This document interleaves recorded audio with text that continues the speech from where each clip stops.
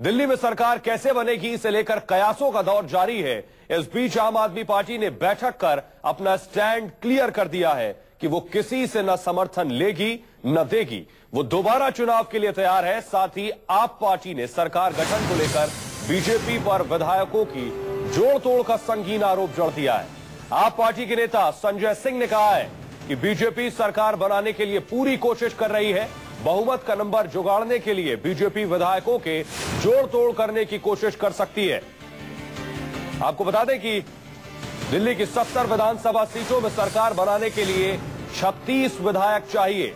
BJP के पास फिलहाल 31 विधायक हैं। एक विधायक अकाली दल का मिला दे तो 32 विधायक बीजेपी के पास हो जाते हैं। आइए सुनते हैं क्या कुछ कहा है आप पार्टी के नेता संजय सिंह ने। बीजेपी तो सरकार देगी ना। आप देखिए 31 उनके आए, वो अपना पूरा प्रयास करके अभी सरकार देंगे।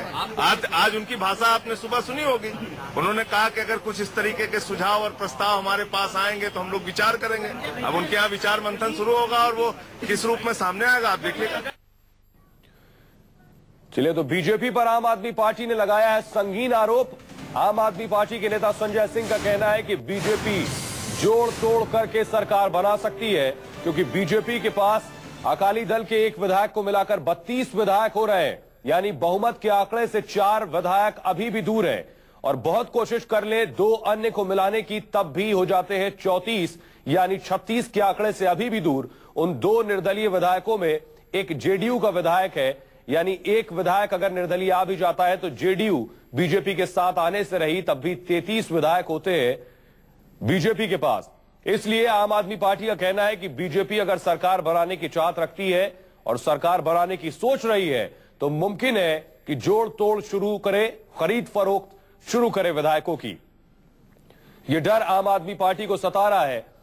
और साथ ही कोर ग्रुप की बैठक के बाद आम आदमी पार्टी के नेता मनीष सिसोदिया ने कहा दोबारा चुनाव ही एक विकल्प रह गया है, क्योंकि ना आम आदमी पार्टी किसी से समर्थन लेगी और ना ही किसी को समर्थन देगी। जो विकल्प निकलकर सामने आ रहे हैं उसमें एक विकल्प ये कि बीजेपी किसी तरह की सरकार बनाए। आइए क्या कुछ कहा मनीष सिसोदिया ने, पहले वो सुन लेते हैं। हमारे पास में बहुमत नहीं है तो हम अपने बारे में कह सकते हैं कि हम सरकार नहीं बना सकते और नहीं, हम सत्ता पे इस तरह से हमने पहले से कहा है कि क्योंकि कांग्रेस या बीजेपी का समर्थन करना या कांग्रेस या बीजेपी से समर्थन लेके सरकार बनाना, इसके लिए हम कोई गठजोड़ नहीं करेंगे, कोई कुछ नहीं करेंगे। बिल्कुल, अभी तो स्थितियां यही बनी हैं कि ना हमारे पास में समर्थन है ना बीजेपी के पास में समर्थन है। अगर वो भी कहते हैं कि हमें नहीं सरकार बनानी है तो कांग्रेस के पास तो बहुत कम सीट्स हैं, तो ऐसी स्थिति में फिर दोबारा। और हमारे साथ हमारे सहयोगी जुड़ रहे हैं राजीव रंजन। राजीव, आम आदमी पार्टी की बात आगे करेंगे, लेकिन क्या बीजेपी के पास कोई विकल्प दिख रहा है?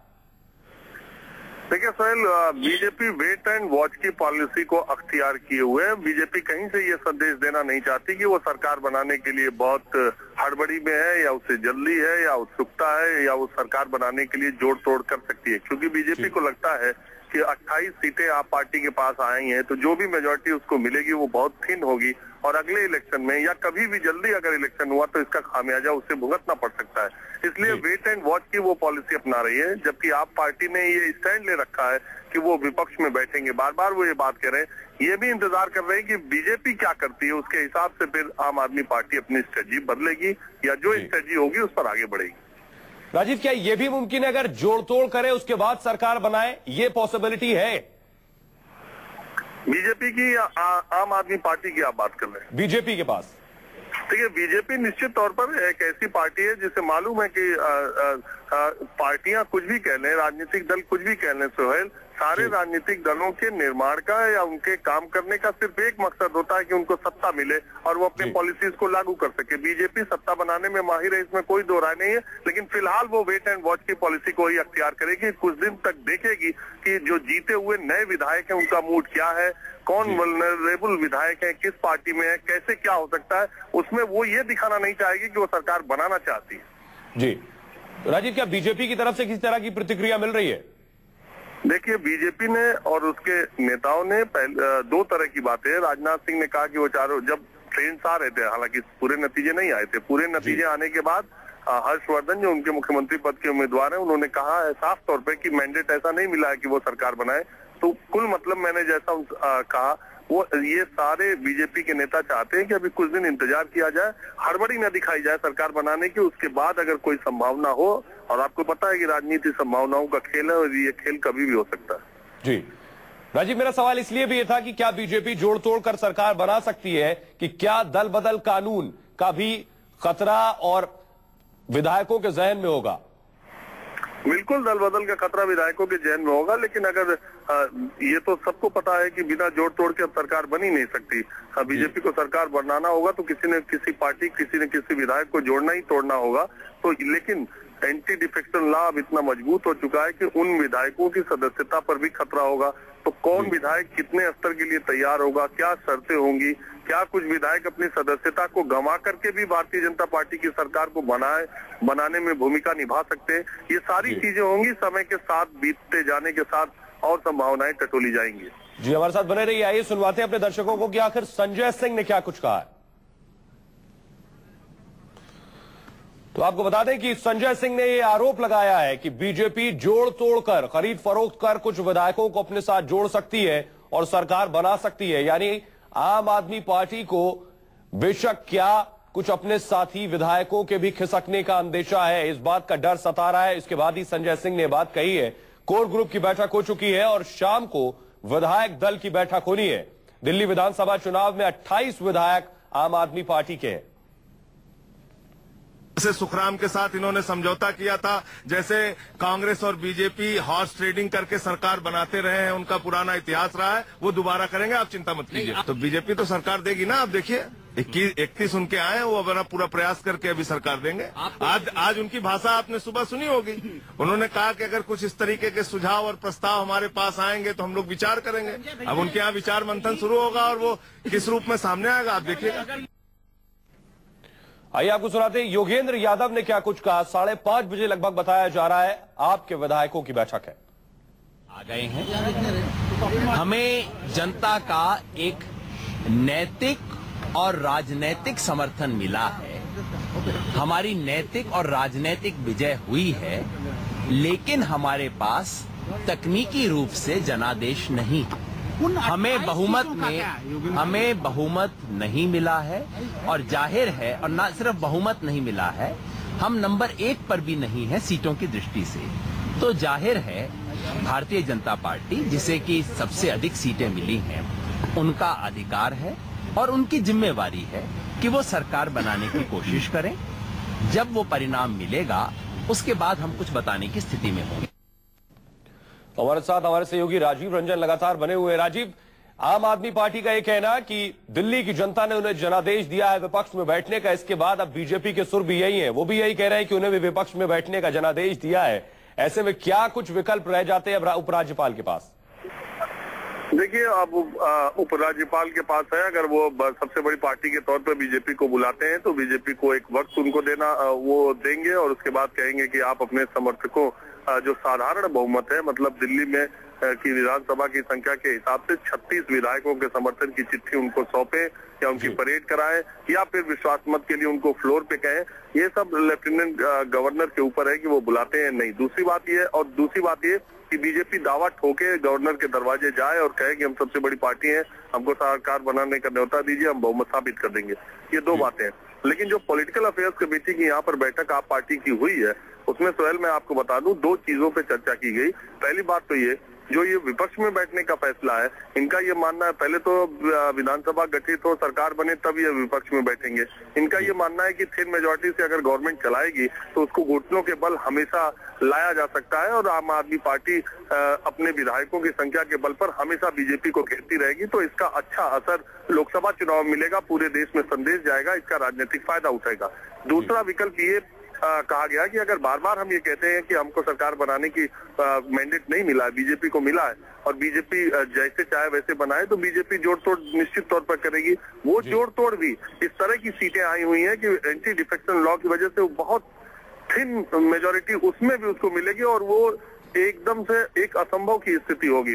तो ऐसे में बड़े जोड़ तोड़ की होगी। तो अगर कांग्रेस के विधायक कहीं बीजेपी की तरफ जाते हैं तो जो ये दावा करते रहते हैं, जो ये प्रचार करते रहते हैं कि कांग्रेस और बीजेपी दोनों एक तरह के, दोनों मिलकर सरकार बना ले, तो वो बात ज्यादा लाउड जाएगी और उसका फायदा भी राजनीतिक रूप से इनको होगा। इस तरह की चर्चा इनके पॉलिटिकल अफेयर्स कमेटी में हुई। जी राजीव हमारे साथ बने रही, हम दर्शकों को दिखा रहे हैं कि आखिर दिल्ली में कैसे सरकार बनेगी। 6 महीने बाद दोबारा चुनाव के आदेश दिए जा सकते हैं अगर राष्ट्रपति शासन लगता है। 32 सीटों के साथ बीजेपी दिल्ली में सबसे बड़ी पार्टी बनकर जरूर उभरी है, लेकिन बहुमत के आंकड़े से 4 विधायक कम है। उपराज्यपाल बीजेपी को सरकार बनाने का न्योता दे सकते हैं बड़ी पार्टी के रूप में। बीजेपी के इनकार पर आम आदमी पार्टी को बुलाया जा सकता है और सरकार न बनने की सूरत में राष्ट्रपति शासन का विकल्प है। असेंबली अधिकतम 6 महीने निलंबित रखी जा सकती है। तो अगर दोबारा चुनाव की सूरत बनती है तो मुमकिन है कि लोकसभा चुनाव के साथ ही दिल्ली विधानसभा चुनाव कराए जाएं।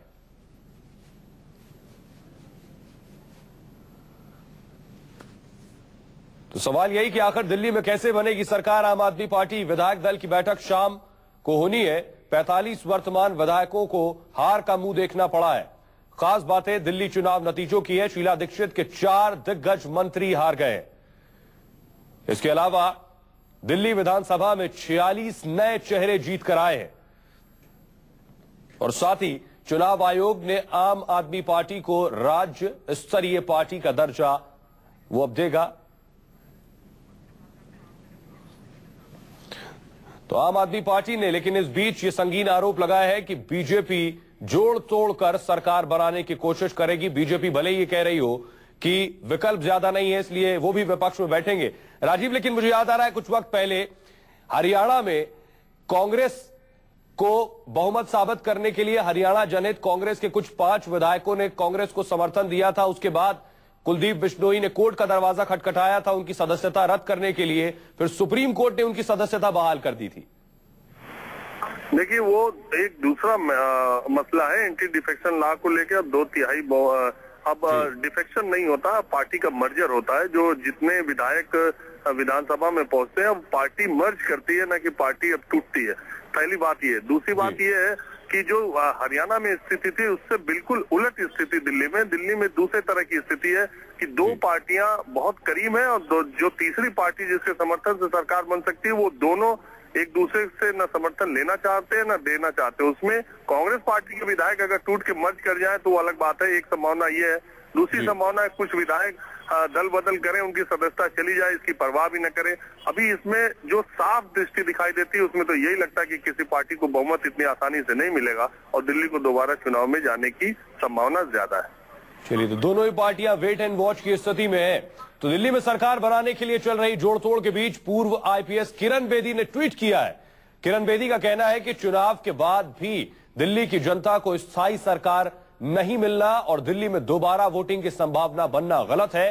किरण बेदी ने कहा है कि फिलहाल दिल्ली को स्थायी सरकार देने की जिम्मेदारी बीजेपी के साथ साथ आम आदमी पार्टी की भी है, इसलिए बेहतर है कि आम आदमी पार्टी और बीजेपी मिलकर किसी विकल्प पर बातचीत करें।